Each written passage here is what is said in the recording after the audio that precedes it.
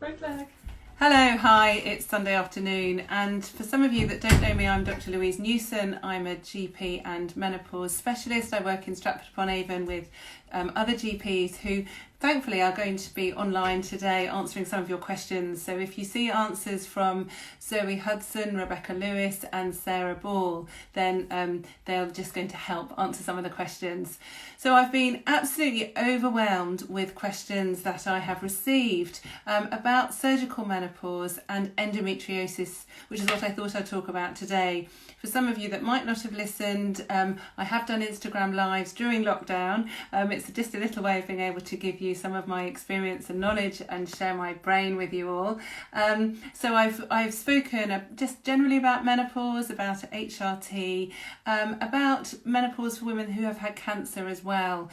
All of these are available on my Instagram video, and also they've been uploaded onto my website, which is menopausedoctor.co.uk. so there's lots of information on there. Just to reiterate, I'm just a doctor who's got a passion in helping menopausal women. I'm not paid by any drug company, none of my work is funded by anyone, so it's all non-biased and evidence-based information.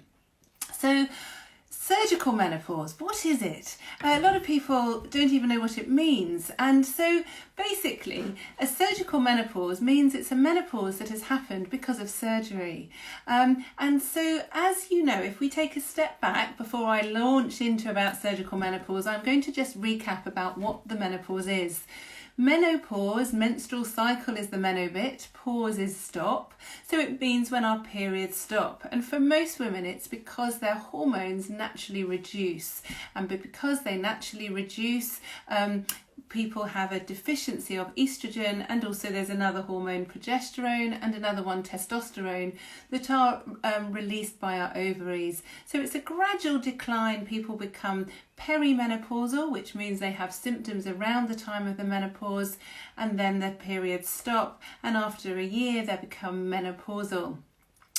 So it's all related to our hormones, and our hormones are important all over our body, and some of you might have seen this before. So this is a picture taken from the app that we're developing. So this is a woman, and it talks about the influence of estrogen. I'm not going to go through it all because I've done it before, but basically there's various systems in the body. So our brain, our heart, our bones, our skin, even our bowel, even our nerves, our bladder, our vagina, aligned by cells that respond to estrogen. So you can imagine without estrogen, then women experience symptoms, but also without estrogen, people have health risks as well. And for me as a doctor, I really want people to be healthy. We don't want to be getting disease. We want to be living long lives, but also happy lives, and healthy lives is really important.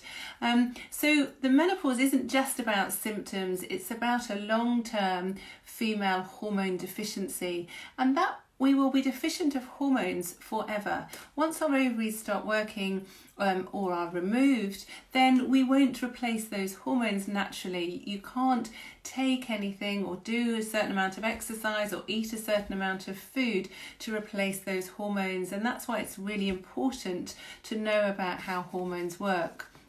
So the symptoms of the menopause, just to recap, are really varied. A lot of women experience night sweats, symptoms such as night sweats or hot flushes. A lot of women don't, however. A lot of women find the effects of the hormones on our brains are the worst. So this is symptoms such as low mood, irritability, anxiety, reduced motivation, just feeling flat, can't be bothered, just don't want to go out and see their friends anymore, just haven't got that same sort of joie de vivre. And then other people experience worsening headaches, migraines, muscle pains, joint pains, urinary tract infections, symptoms related to vaginal dryness, which I'm going to talk about next week. And symptoms can change with time as well. So some people find they get the sweats first, and then they go and they think, great, I've come through the menopause, but then they feel very low in their mood, or they feel more anxious, or they're getting worsening migraines. There is a very useful questionnaire which is about all the symptoms. It's called the Green Climacteric Score. So it's a validated questionnaire used a lot in research, but we use it for patients in my clinic. And it goes through many of the common symptoms. There's loads more in addition to this, and the severity. And this is quite a useful checklist to fill out before you see your doctor. It's available on my website. If you just put in questionnaire, then it will come up, and it will be available on the app, which is coming out in June. So that's very exciting. So like I say, a lot of women have a natural menopause, but surgical menopause is usually when the ovaries are removed. And often this is in younger women. So if younger women are having their regular periods, they're having good levels of hormones, and then overnight they become menopausal. So they don't have this natural decline, they don't have this perimenopausal interval for the body to try and adjust and adapt. It's literally very harsh, very unnatural, happens straight away. And usually it's because the ovaries are removed. Now, there are different reasons why people have ovaries removed, and I can't go into them all today. I must add, I'm not a gynaecologist. My training is in hospital medicine and general practice. So what I tell you is very general, not something maybe a gynaecologist can give you more detail. But as an overview, women often have their ovaries removed if there are any diseases in them, such as ovarian cysts. Sometimes it's because they've had cancer. Sometimes it's because they're having a hysterectomy for another reason, and the doctor says, well, shall we take your ovaries out at the same time? Endometriosis obviously is another cause, and I will talk about that a bit in a minute. And then some people have cancer of the ovaries and have them removed. And then there are other younger women who have an increased family history of ovarian cancer. So they have members in their family who have ovarian cancer. Some of these will have the BRCA gene, like some of you might have heard of that. I mean, Angelina Jolie, the famous actress, had BRCA gene. So she had her ovaries removed. And the reason they removed in these ladies is not because they want to bring about the menopause, it's because without the ovaries, these women can't have ovarian cancer. So removing their ovaries is a good thing because they won't get ovarian cancer. They can't without their ovaries, but then they won't get their hormones, so they're plunged into the menopause. And then I just want to explain also that women who have a hysterectomy can actually also go into the menopause a bit earlier. So when women have their ovaries removed, they don't always have their womb removed. And if any of you have had your ovaries removed, it's really important to know, and you'll realise why in a bit when I talk about HRT, to know whether you've had your womb removed or not. Now having the ovaries removed often is done by keyhole. It's a day case procedure, quite a light anaesthetic, doesn't take very long. And so a lot of people, especially if they're having their ovaries removed as a preventative cause, say for the family history of ovarian cancer, might just have their ovaries removed and keep their womb. Other women have their ovaries and their womb removed. Some women actually have their cervix retained. Most women have their cervix, their womb, and then if they're going to, their ovaries taken out. If the cervix, the neck of the womb, remains, it's called a subtotal hysterectomy, as in it's not total because there's a bit left behind. They used to do this more when I was a junior doctor and doing obs and gynae. They used to do it a lot because there was this notion that the cervix helped with sexual function and orgasms in women, but since this has really been disproved. So actually most women, if you're having a hysterectomy or being offered a hysterectomy, you should really talk about having your cervix taken out as well. And the reason being is then you don't need to worry about potential of cervical cancer, you don't need to have cervical screening. But also, if they leave the stump of the cervix or the cervix with a stump left, there might be a few cells of the womb still there. And again, this is important when you're thinking about HRT, and I'll explain in a bit. So there's lots of questions really about the surgery, why you're having it, what they're going to do, the reasons for having your ovaries taken out or the reasons for not having your ovaries removed. Then some women have a hysterectomy hysterectomy on its own without their ovaries removed. And there's so many reasons why women have a hysterectomy that used to be done a lot in the past for heavy periods.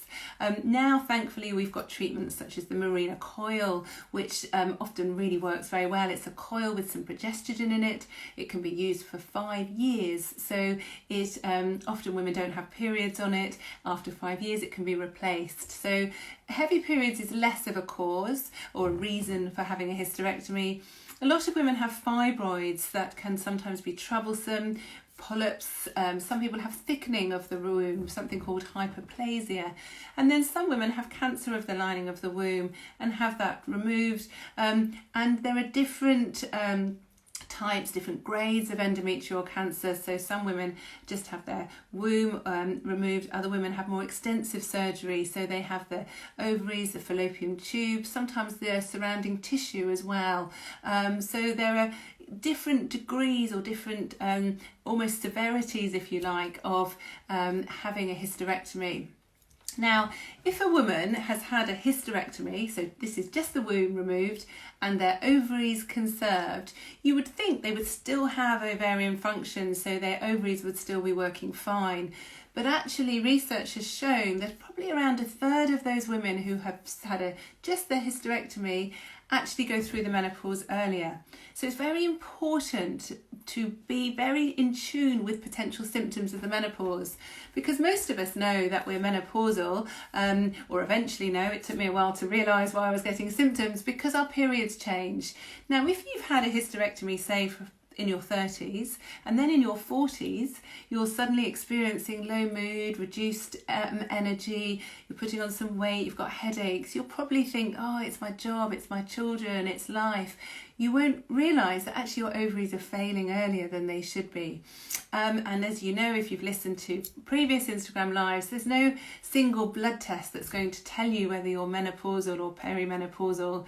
It's recommended that if women are under the age of 40, they can have blood tests, and they should have blood tests, but they're not always diagnostic because hormone levels vary so much. So get the questionnaire, fill it out. Even think, if you've had a hysterectomy, every year I'm just going to fill it out and reflect and see how I feel, because not everyone has hot flushes, and you can still have treatment if you've not got hot flushes. So it's very important to be tuned to your body, and if you feel that your symptoms are related to your hormones, then you need to seek help.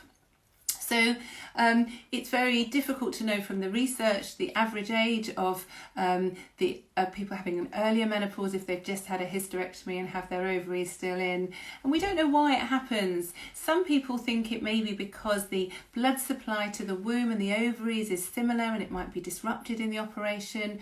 Some people think there might be sort of a synergistic reaction almost between the womb and the ovaries, and they need each other, and so the ovaries just fail earlier.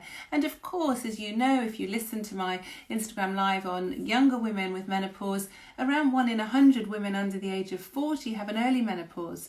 So a lot of women are going to naturally, their ovaries will stop working and decline, regardless of whether they've had the hysterectomy or not. Now, some women have what's called endometrial ablation. And this is a treatment that's come over the past few decades for heavy periods. In the past, they used to do an old-fashioned D&C, which was a bit of a scrape of the lining of the womb. And the endometrial ablation, there's different ways of doing it. There's with a freezing or a microwave, or even a sort of hot water device. But it basically fries the lining of the womb. And some people think, well, if I've had that, then often their periods stop and they might not need to have HRT in the same way. But I'll try and remember to talk about that as well when I talk about HRT. So an endometrial ablation is not the same as having your hysterectomy, your womb actually removed, but it is a treatment that often leads to periods not happening. So it's just something to bear in mind. So I know this isn't about surgical menopause, but I just wanted to talk about a few other reasons why people might have an early menopause, and this it can run in families, but also other treatments. So women who have had cancer, especially of their pelvic area, so it could be because of a gynecological cancer, or it could be because they've had a cancer in the area. I saw someone recently who'd had a cancer in her buttock, and that involved having radiotherapy around her buttocks, but affected her ovaries. And radiotherapy and also chemotherapy actually can damage the ovaries. So it stops the ovaries working, therefore it induces the menopause. And then there are some drugs which actually can be a treatment for endometriosis. So this is why I'm mentioning it now. There are drugs that block the action of estrogen. So something such as Zoladex or Prostat, which is a slow release. They're slow release injections, and they're called LHRH agonists, which basically is a hormone in our body, in our brains. When it works, it regulates our hormones, our estrogen, our testosterone. And what it does is it switches off our ovaries, basically. So then our estrogen and testosterone decline. So some people have that for treatment of endometriosis. Some people have them for treatment even of premenstrual syndrome or PMDD. Some people for breast cancer or estrogen receptor positive cancers. Now, also some of the treatments for estrogen receptor positive breast cancers include drugs that block the effects of estrogen in the body, which I spoke about last week on my Instagram Live about cancer and the menopause. So there's lots of reasons why women can go into an early menopause, and the average age of the menopause is 51, but we know around 50% of hysterectomies are actually done in women under the age of 45.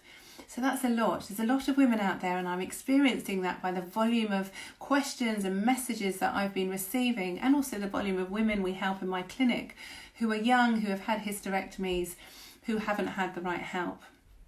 So I've also want to talk about endometriosis before I talk about treatment. So endometriosis is very common. It affects around 1 in 10 women.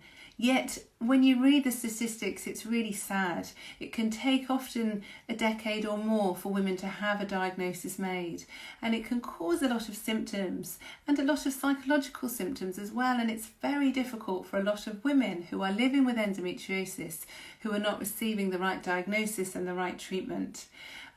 Basically, in a nutshell, as I say in a basic way, because I'm not a gynecologist, is that what happens is there are areas of the lining of the womb that grow elsewhere. So normally, obviously, the lining of the womb is reactive, and it reacts to our hormones. So it builds up during the first half of the cycle, and the second half, the change in hormones leads to it, or towards the end of the 4 weeks, it builds up, and then the hormone changes, and so we have our periods, and our periods is basically shredding the lining of the womb. Now, with endometriosis, you can get some lining of the womb elsewhere, so on the ovaries, on the fallopian tubes, on the bowel, even on the bladder. Occasionally it can even go to the lungs. We're not sure why it happens, but it does, and because they then reacts to the same hormones.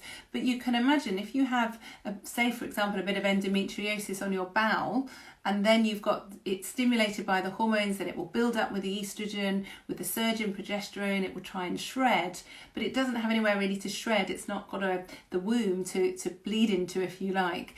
So it can cause symptoms such as pain and other symptoms such as bloating. It can cause bowel problems if it's on the bowel. It can cause bladder problems if it's on the bladder.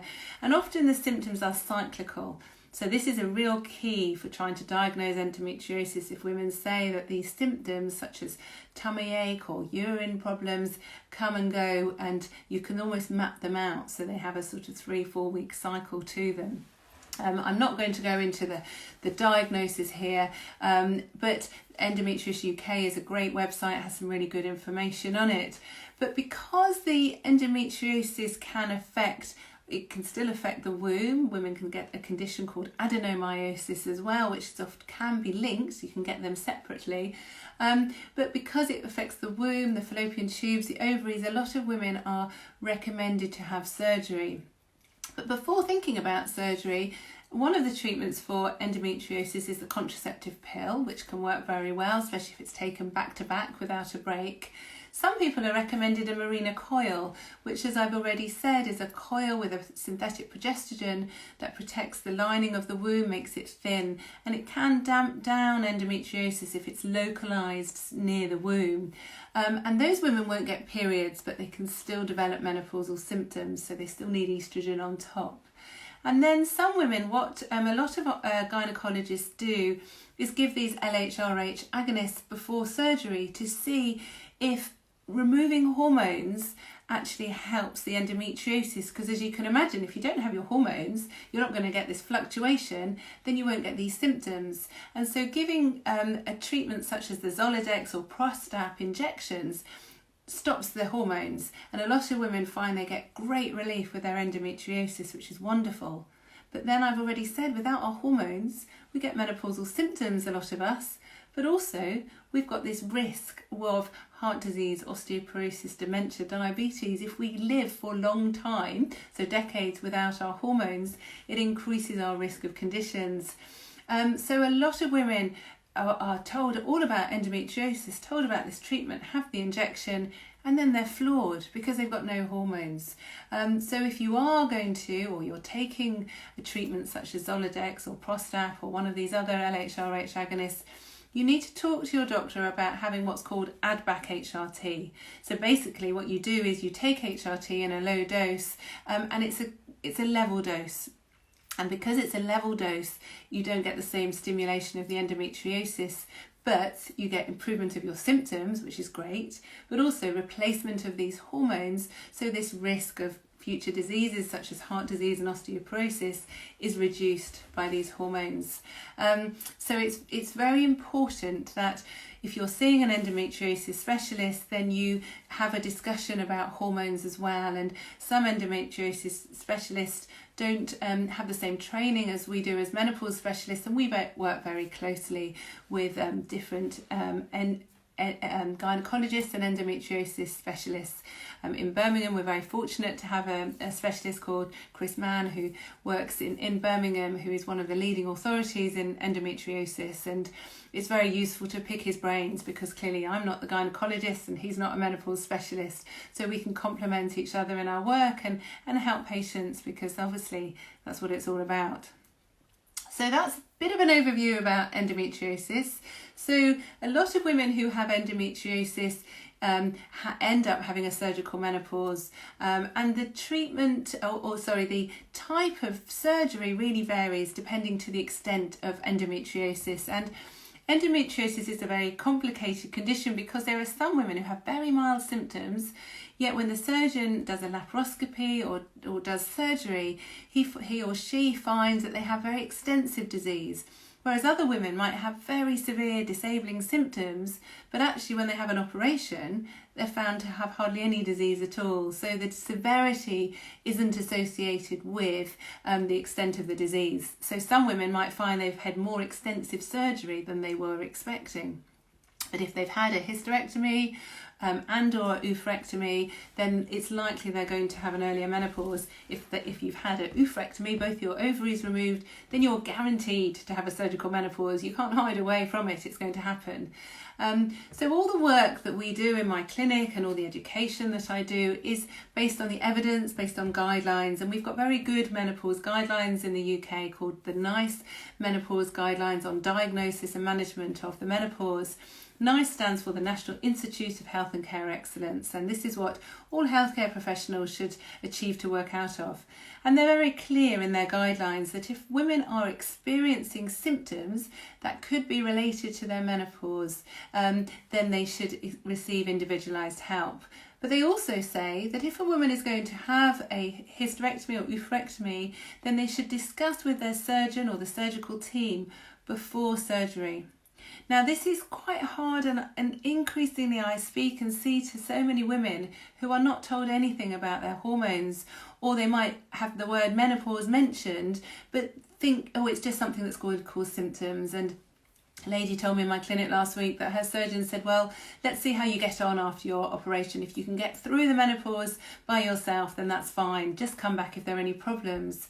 And if you're not pre-warned and have the knowledge about the menopause, about the symptoms that it can occur, but also the health risks, then understandably in hospital you're going to be focusing on the disease. If you've had cancer, clearly you're going to be thinking about that rather than the menopause, or endometriosis. But it's very important to have some time to actually listen and start the conversation going with either your doctor or the nurse or your GP or anyone really before you start to embark on having your operation.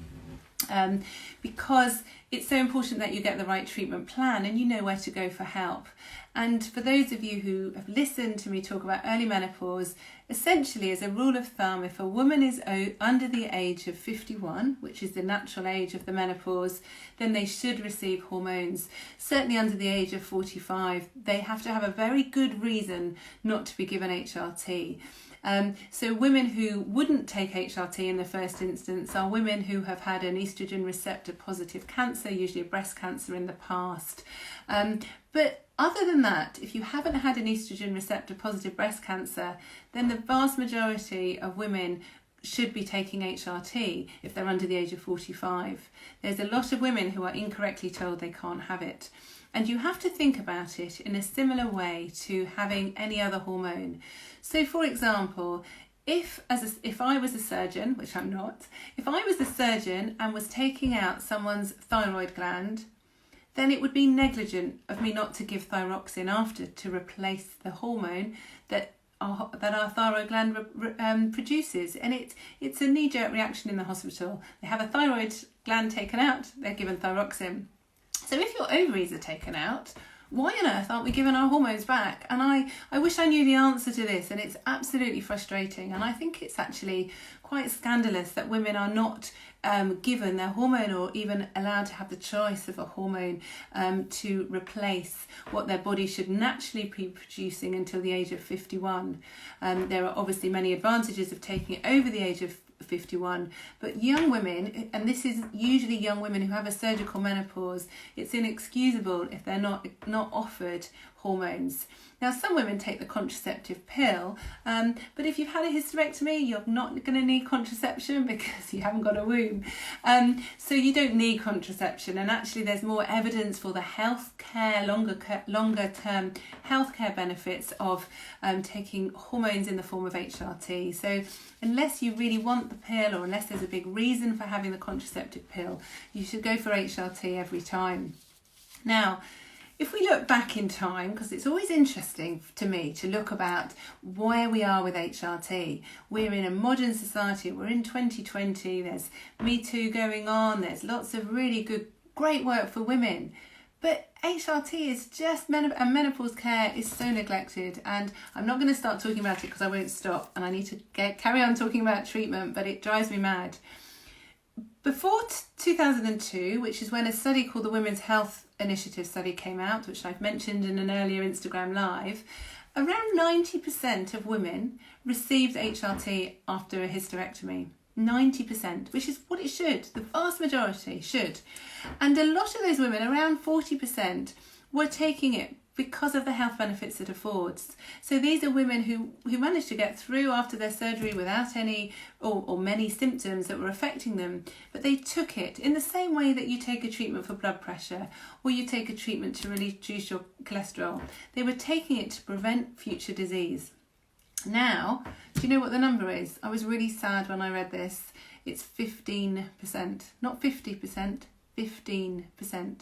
So the vast majority of women who, as I've already said, are under the age of 45 having a hysterectomy are not offered or given HRT after their hysterectomy or oophorectomy, so when they've had surgical menopause. And, you know, no one gets a medal for surviving menopausal symptoms. No one's going to reward you for feeling so awful. And so if you are getting symptoms, it's really important to get help. And I've recently done a podcast with someone called Professor Philip Sorrell. It's not available yet, but it will be soon. And he gives this great quote, which I'm going to share with you. And he said, "Estrogen is the only menopause treatment that treats symptoms, prevents disease, and saves lives." So if anyone's talking to you about the risks of HRT, just quote that to them and give them some food for thought, because it is about preventing disease. And we know that women who take HRT for more than 14 years have a lower risk of death from all causes, including from cancer. Really important. That's a big study. That's very important. So, treatment, HRT, I've already said before, is just 3 letters, hormone replacement therapy. Now, as an overview, this is an overview and everyone, is different, but I just want to try and explain a bit. So if a woman has had their ovaries removed and had their womb removed, then they only need HRT with estrogen in it. They don't need to have a progesterone in it, because the reason that you have a progesterone is to protect the lining of the womb from estrogen, which can cause build-up of the lining of the womb. So if you haven't got the womb, it stands for reason that you can just have estrogen on its own. Now, if someone's had endometriosis, you need to really ask your surgeon, have they removed all the endometriosis tissue? Because I've already said there's this, with endometriosis, you've got bits of lining of the womb elsewhere. And if it's elsewhere, then you've still got a bit of your womb, even though you've had your womb removed. Sounds a bit confusing, doesn't it? But it means that if you only have estrogen on its own, and say, for example, you've still got a bit of endometrial tissue in your bowel, it's going to potentially get thicker and respond to the estrogen. And some women with endometriosis find that when they're given estrogen on its own, it can flare up their symptoms. And a lot of women know their symptoms very well. And so it's worth asking the surgeon, as soon as you've had the operation, or as soon as you've come round and feel a bit better, ask, are they confident that all the endometriosis was removed? Because this will influence whether you need a progesterone or not. So if a woman has had a hysterectomy for endometriosis, and there's some debate whether all the endometrial tissue has been removed, then it's safer often, and what we normally do is give people progesterone as well, and we usually give the micronized progesterone, which is a natural body identical progesterone, which is very safe. It often helps with sedation, helps people feel a bit more relaxed, a bit calmer. So it's quite safe to have a progesterone if you've had a hysterectomy, but it's not standard treatment, because if you've had a hysterectomy, for example, for fibroids or a polyp, then you don't need to have a progesterone. It's only usually for women who have had endometriosis that hasn't been completely removed. So I hope that makes sense. There is another group that I said I'd try and remember, and I have remembered, to talk about, is women who've had a subtotal hysterectomy. So these are women, if you remember, who have had their neck of their womb and their cervix remaining and the womb removed. So it's subtotal because there's a bit left over. And as I said, you might then have a little bit of endometrial tissue remaining. And then the debate is, do those women need progesterone or not? Now, we don't know, and it depends how much tissue is left. And so often what we do is give people estrogen on their own for about 3 months, and then give them 2 weeks of progesterone, the natural progesterone, and see if they induce any bleeding. So we're trying to sort of almost induce a period. If they've got some tissue left, then they will have some bleeding, because that's what happens. Like I say, you get estrogen first, then you get progesterone, which shreds the lining of the womb. So if you can imagine, if a woman has her cervix, which doesn't respond to hormones anyway, but there's a bit of endometrial tissue remaining, they have estrogen for 3 months, it will thicken. They have progesterone for 2 weeks, it will shred, and then they'll notice some bleeding. So it's called a progesterone challenge. You can give synthetic progesterone, some gynecologists do. They give something like norethisterone or medroxyprogesterone acetate, but we prefer to give the natural progesterone in our clinic.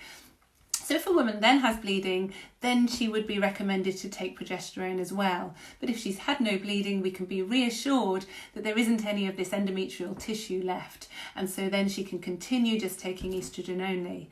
There are some women, I've got a handful of women in my clinic who actually like the effects of progesterone. They say it makes them feel calmer, helps them sleep. They just enjoy taking progesterone, even though they've had a hysterectomy, and they've chosen to carry on with it. And that's fine. Progesterone on it, the micronized progesterone is safe.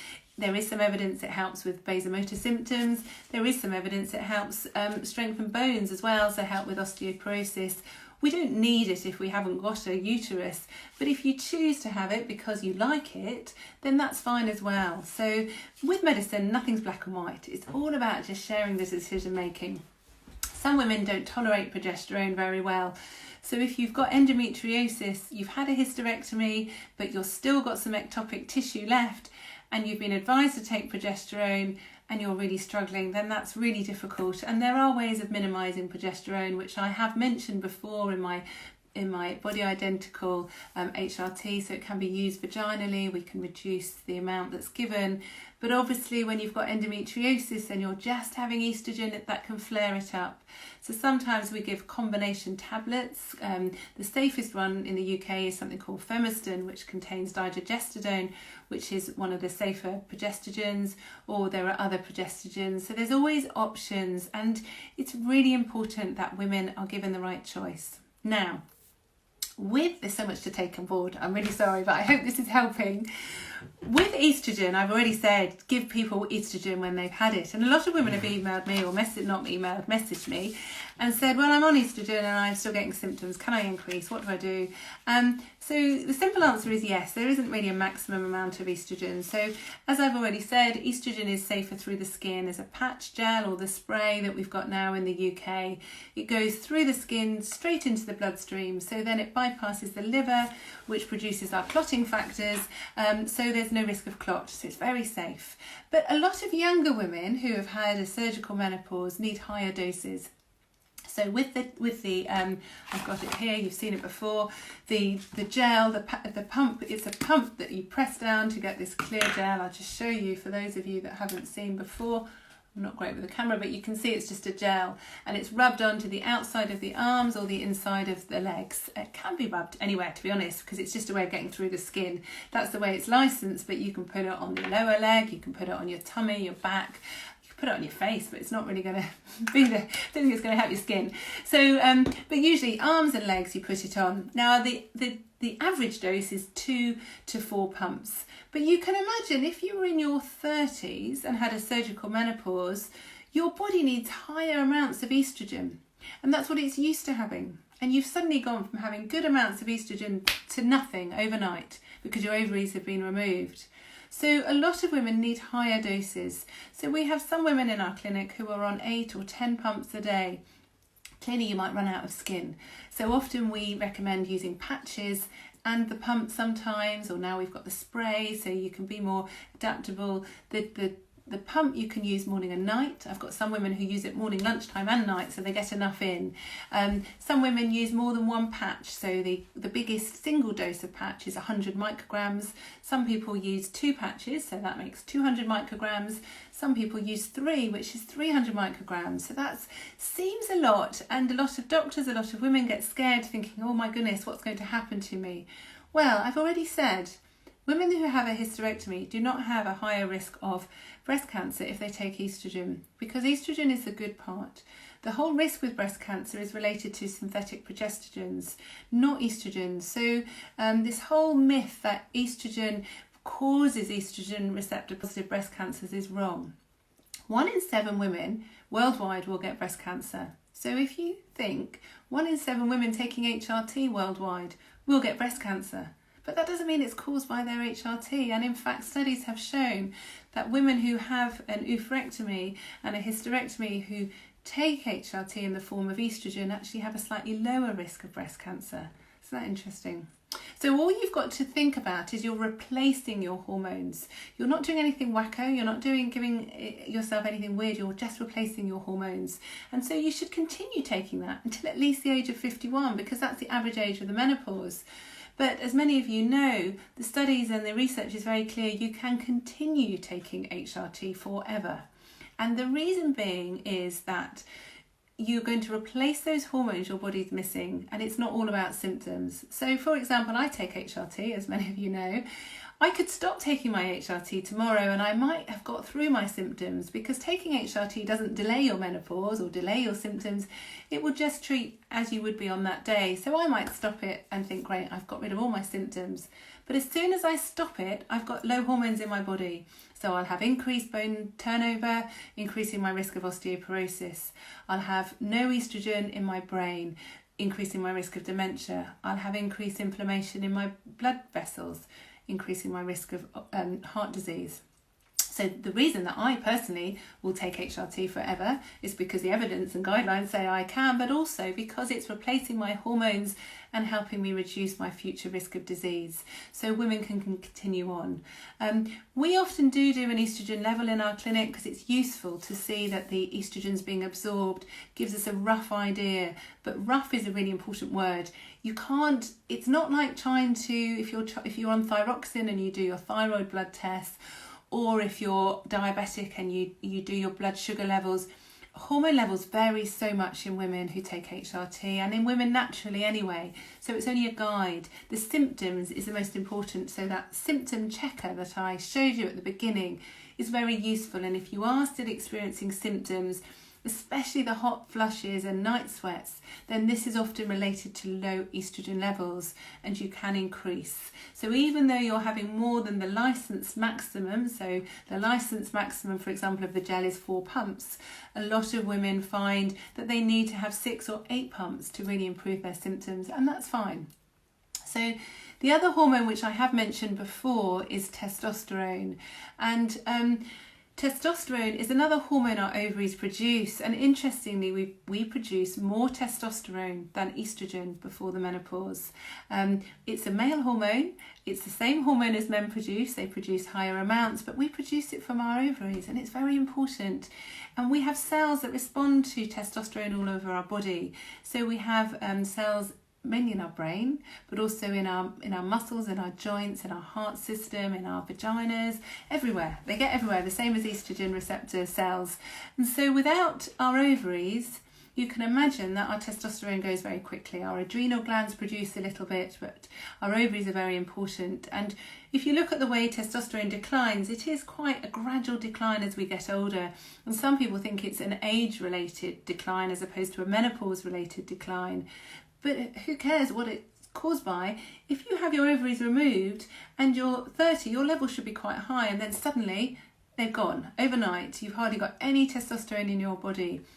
And so women find symptoms such as low mood, anxiety, poor sleep, muscle pain, reduced stamina, just that whole can't be bothered, flat, emotionless.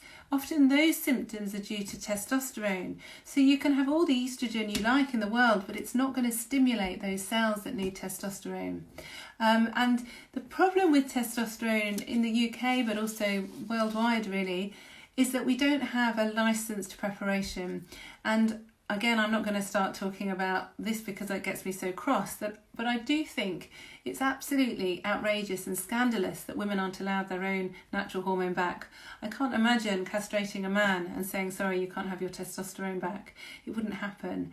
There used to be a patch called Intrinsa, which was a testosterone patch that we could use for women who had a surgical menopause. And it was just because the company, there were problems with the marketing of the company, not the safety of the testosterone, that it was withdrawn. And we haven't got a licensed preparation for women. And I know there's lots of you struggling out there who can't get testosterone, and I'm hoping some of the work I'm doing with some colleagues will really change that in the future.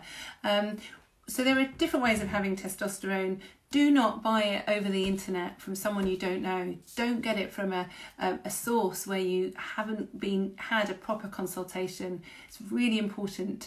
Bioidentical clinics, compounded bioidentical clinics often offer them, but you don't know what you're getting. So just be really careful.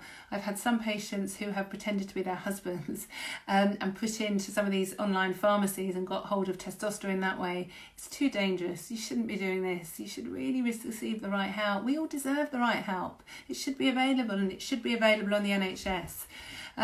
So at the moment, the only way you can get it on the NHS is by having either Testo Gel or Tostran, which are, this is in the UK, testosterone gels made for men.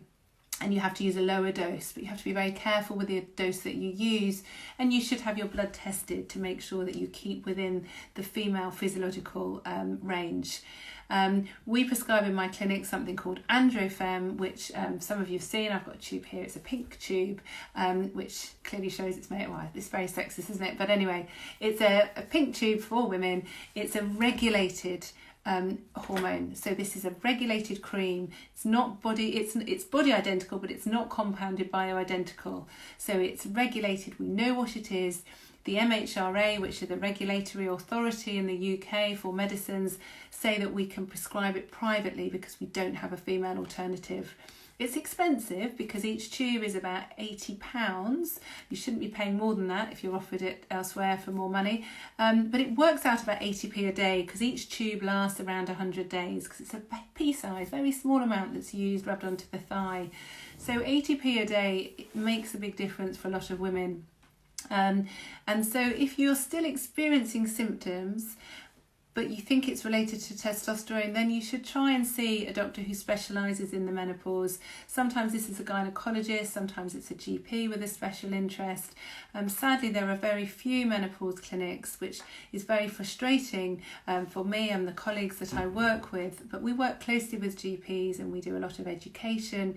And certainly if someone starts in our clinic, we hope that our GPs can help come on board with learning about testosterone, and hopefully when it becomes licensed they'll be able to prescribe it going forwards.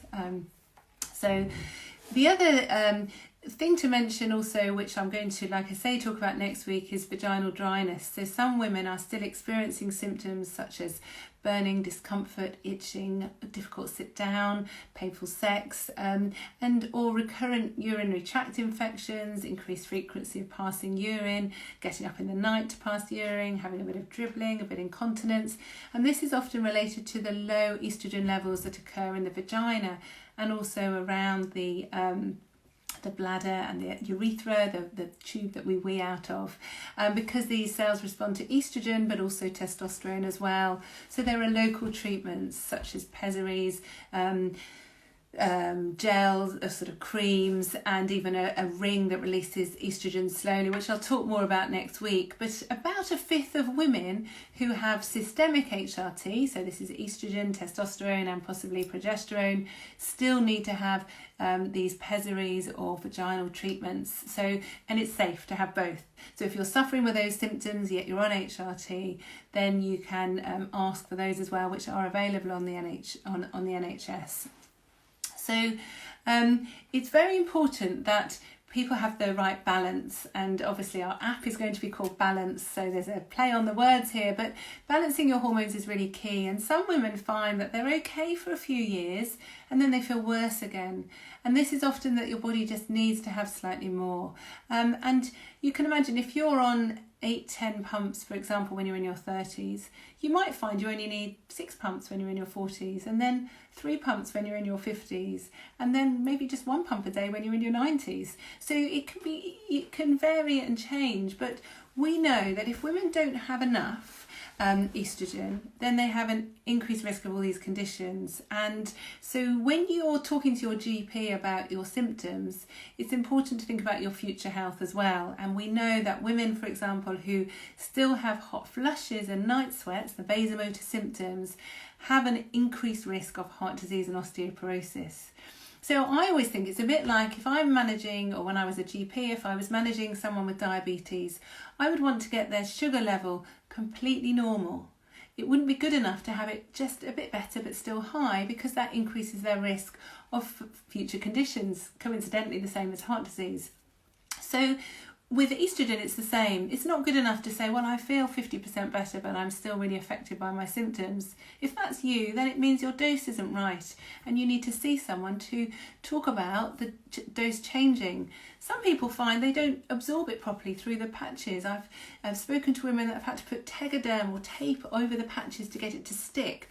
Well, if you're doing that, you're not absorbing it through the skin. So change the make of patch or change to a gel. Some of the patches, as you know, have been out of stock, but they're coming back, which is good. But a lot of women find that the gel better. But sometimes people find that they're using loads of gel and it's just sliding on their skin and not being rubbed in properly.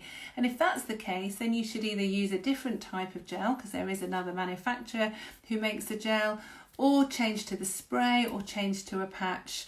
And like I say, some people have a combination. So it can be a bit of a slog trying to get the right formulation of estrogen, but it's worth it in the end because this is a lifelong treatment. It's not just a short-term treatment, and it's really important that you get the right help and treatment, as you all know. Just to let you know, I have done a couple of podcasts with two of the doctors who are, well, I've done them with all three of them actually, but for two that are relevant for today. So podcasts, if you go to my website and look under resources and podcasts, you'll see loads of pictures of me with various wonderful people. Podcast number 26 with Rebecca Lewis is all about surgical menopause. So we do talk about what I've said today and a few other bits as well. And then podcast number 30 is with Dr. Sarah Ball, we talk about early menopause and POI. I haven't done a podcast yet about endometriosis, but I'm going to do one soon with Chris Mann, who I've mentioned already, who's a gynecologist and a leading expert in endometriosis. So there is also, if you search endometriosis on my Menopause Doctor website, there's this fact sheet which Rebecca Lewis wrote. I've printed it off today because you can just go at the bottom and it says print. So this is, it's written in very big writing, I don't quite know why, but it just says endometriosis and HRT. So it will talk, it's only very short, but you might find that helpful as well. Talking about resources, on the booklet section under resources for my website, I've got written one here which is called Menopause and Me, a Guide for Younger Women. And this is really important because younger women are very different when it comes to older women with respect to the risks and benefits of HRT. This one, which is Menopause and Relationships, a Guide for Partners, that I have written with Diane Zanzibar. She wrote most of it, so I'm not going to get the credit for it. She runs hashtag Make Menopause Matter campaign. Her website is menopausesupport.co.uk. So it would definitely be worth downloading that because, you know, partners, whether they're female or male partners, really get affected when women are menopausal, and we shouldn't neglect them, and they want to try and understand. My husband was desperate for me to get better because I was shouting at him so much when I was perimenopausal.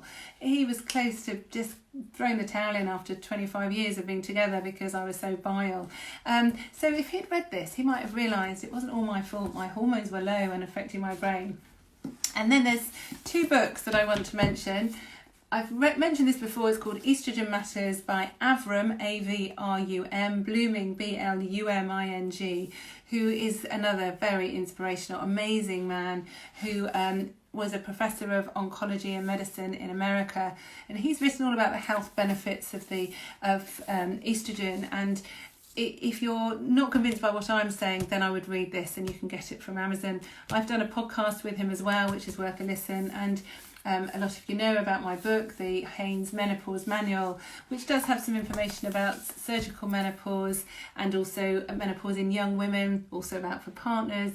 I've tried to put as much as possible in there for people, so it's quite an easy guide, lots of pictures, so it's quite easy to just take in snippets. So I can't believe I've nearly filled an hour, and I thought I would only be doing this for about 20-25 minutes. I told my children I wouldn't be long talking to my phone on a Sunday afternoon, but as per usual I've been talking a lot, and I hope you found it useful. I hope some of you who are struggling or have experienced symptoms realise that you don't have to suffer, and for those of you who may be having a hysterectomy or an oophorectomy in the future, or know anyone that's going to go through surgery, then please show them some of the information from the website.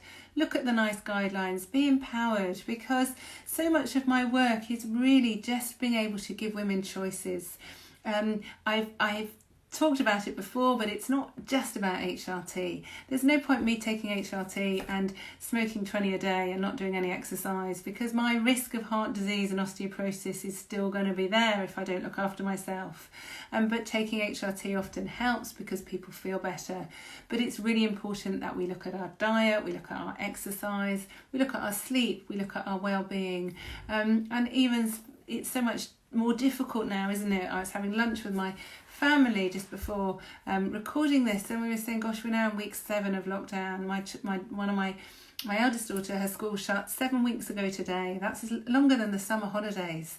It's been really hard for all of us, but if we can exercise, and I certainly doing my yoga practice this morning just invigorates me. So it can be hard, and I know it's really hard if you're menopausal as well. So talk about it. There's lots of great comments on my Instagram every day. So women I can see are helping each other. You can sign up for the Balance app. It's balance-app.com. You can sign up to register your interest, and it should be only maybe 4-6 weeks that it's going to be launched, and it looks great. I'm really excited about it. So anyway, that's enough of me. Next week I'm going to be talking about vaginal dryness, urinary tract infections. I'm also going to repeat my Instagram live with the great dermatologist Sajjad Rajpal on Wednesday at 11 o'clock as well. So stay safe, keep positive, and I really hope that's helped. Thanks very much. Bye bye.